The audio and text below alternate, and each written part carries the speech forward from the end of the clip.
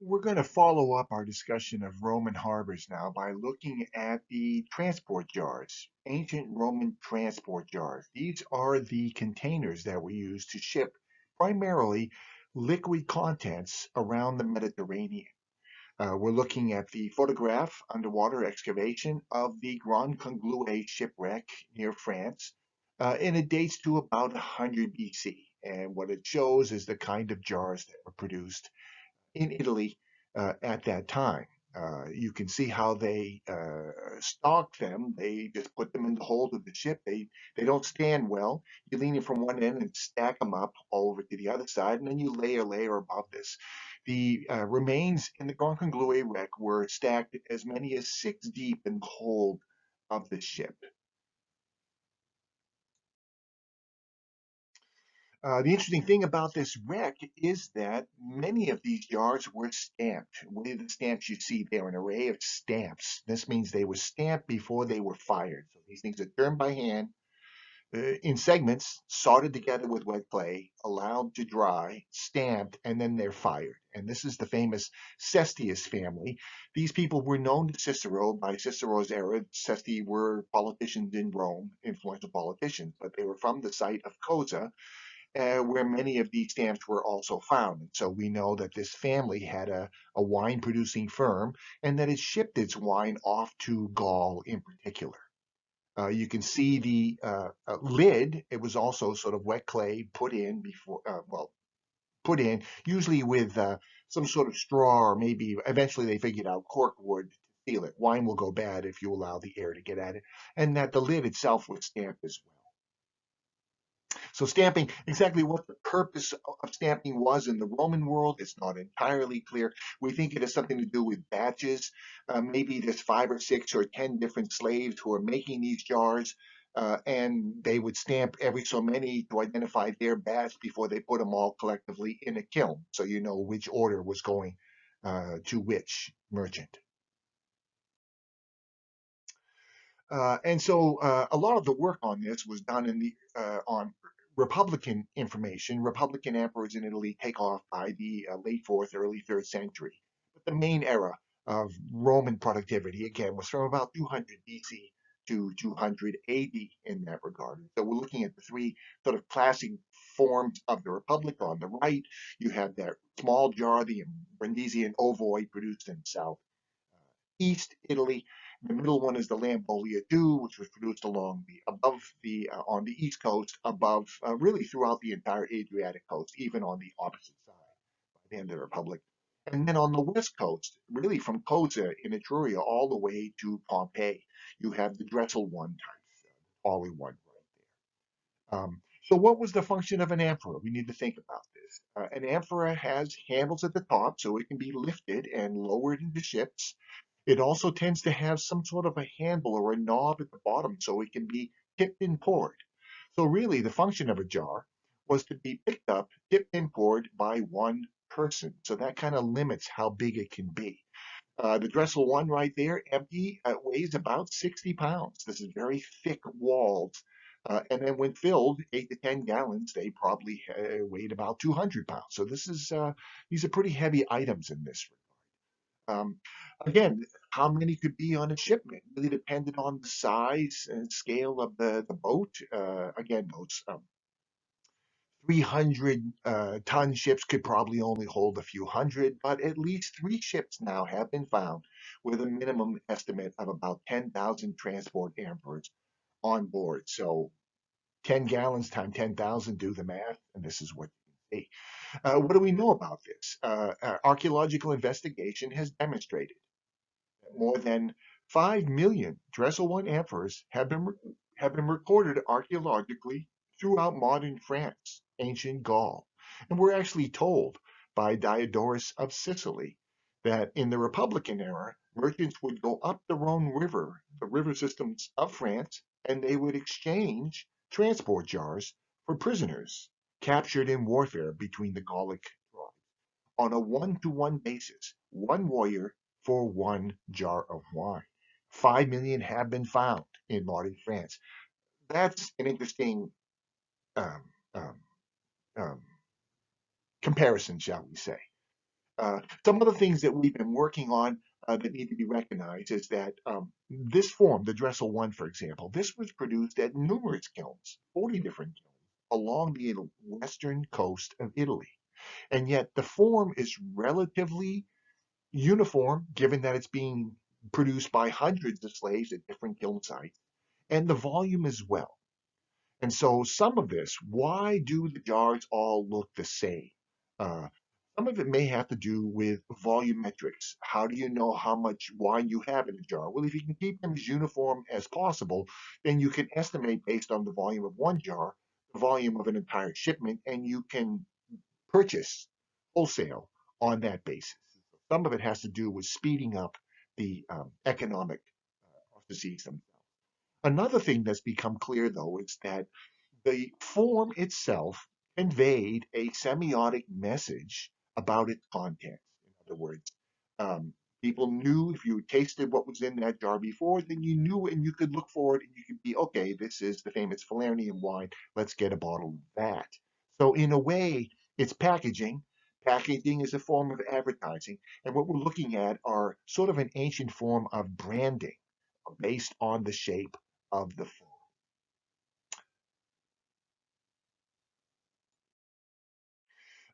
Now, what we know is that in the Republican era, there's about 6 or 8 forms that were being produced in Italy alone. There's another 10 to 12 that were being produced in the Eastern Mediterranean. But in the Roman era, we end up with this. This is the famous Dressel chart. Dressel was an archaeologist who was involved in the excavations in Rome, and was finding these jars with stamps on them. He was publishing the stamps, the names and records on the stamps, in the corpus of Latin inscriptions. But he became aware that the name of the stamp cannot be separated from the form on which it was found. And so he carefully drew the various forms. So here is a sample, some 40 odd forms that were produced in the Roman imperial era, some of which we still don't know exactly where they were produced. So what we can say, the number of forms that traveled throughout the Mediterranean in the Imperial Roman era was exponentially larger than that of the Hellenistic period, for example. So by that virtue of that alone, we can see the scale of expansion of the Roman economy. We're going to look at a few of these: the Dressel 2-4 wine jar, the Dressel 20 oil amphora from Spain, the Tripolitanian African Grande jars from North Africa, and the Zemer 41 or pinch-handled amphora from Cilicia. Here is the Dressel 20. We mentioned the Monte Testaccio in Rome before. It is a giant pile of amphoras that were discarded once they were emptied. It's about 120 feet tall and about 400 feet at the base. It was excavated by Spanish archaeologists who knew that the main form that was there was the Dressel 20. This was the jar that was produced along the Guadalquivir River basin. And as we said in class, it looks like the Antonines, the Trajan and Hadrian controlled the production of oil along this valley, and their freedmen ran the alimenta that brought this oil to subsist for the to provide for the population of the city of Rome. It's kind of bulbous jar. It's not very easy to carry, as you can see. It is stamped as well as painted with records, pinty to pinty. Here is the Dressel 2-4, also known as the Cohen style jar. It's kind of a long cylindrical jar with a narrow rim and a double rolled handle. We watched for the double rolls of clay in the handle. It was produced all over the Mediterranean. It's a kind of style. Really hard to know why. It was produced from Spain, in Italy, as well as in Greece and in Asia Minor in particular. So it's a kind of a type, shall we say, that must have meant something. We're not really sure what. In the upper right, you're looking at fragments of a Cohen-style amphora that was produced at the Bithkij kiln site in Russellisia. We were able to identify this during our survey. There you can see the rim and you can see a handle, the upper handle, and the length of the handle. Interestingly enough, in the middle, you have a fragment of a Dressel 2 for Cohen-style amphora that was found by Elizabeth Lottie Will and identified Arecamezu Pondicherry on the southeast coast of India. What we're told is that the Indian Rajas loved the very, very sweet wine from Kos, from the Mediterranean, that would make its way to India. And by doing that long route in the hot Indian Ocean, this is a raisin wine, has a lot of sugar. The sugar would continue to ferment, and so by the time it got to India, it was highly alcoholic, kind of like a port or a sherry. In I can't say that my jar is the jar that was found in Italy. The fabric, I mean, in India, the fabric looks a little different. Can't go by photographs anyway, but the form is remarkably similar. Another very common form, this is from the first to third centuries, I got it wrong, third centuries AD, is the African Grande jars that were produced in Libya and the Tripolitanian jars that were produced in Libya and Tunisia. They're really kind of identifiable by their brick red fabric. You can see it there. They're very tall jars. They're more than a meter tall, most of them. And what we are told, they probably, again, mainly liquid content, so you have to allow for olive oil, which was clearly produced in Libya. You have to allow for wine as well.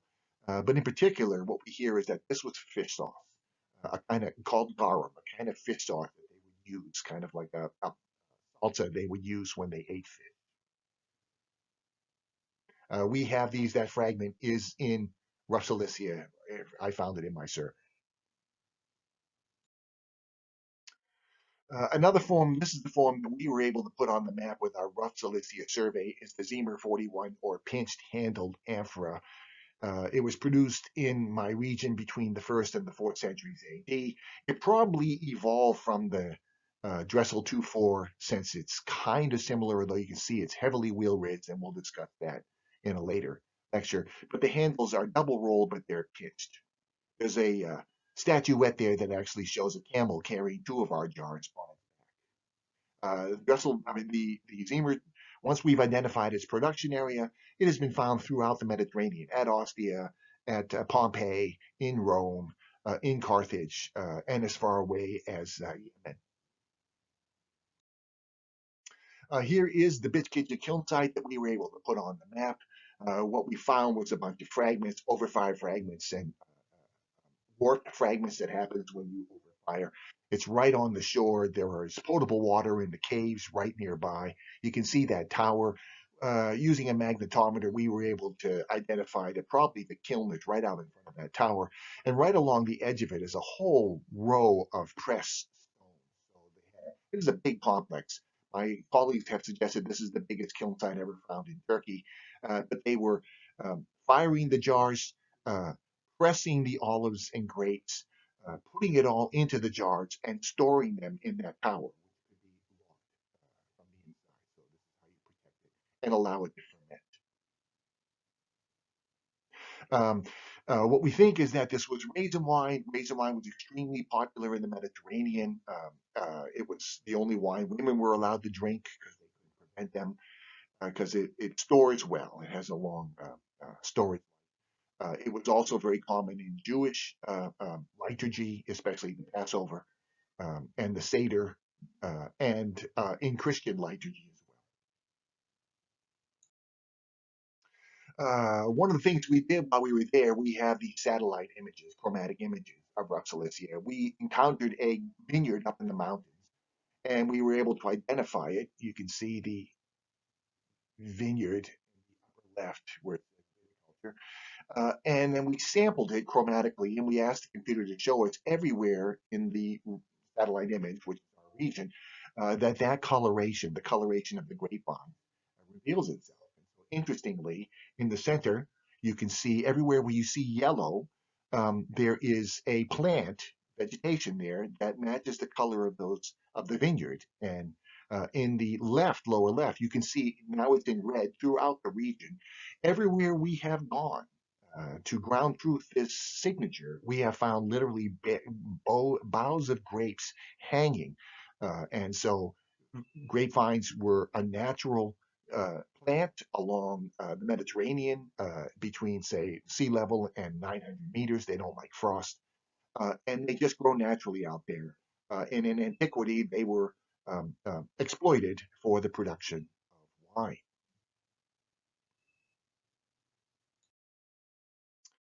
So to make some points here in general with respect to the harbors and the transport yards, generally what I feel is that the Finley model of the Roman economy, being very primitive and status oriented with nobles who really don't do anything economically, is largely correct. You've got an elite at the top who are elite because of their birth, their blood, not because of their wealth, shall we say. And that model is undeniable, although they are wealthy people and they use agents below them to do economic activities for them.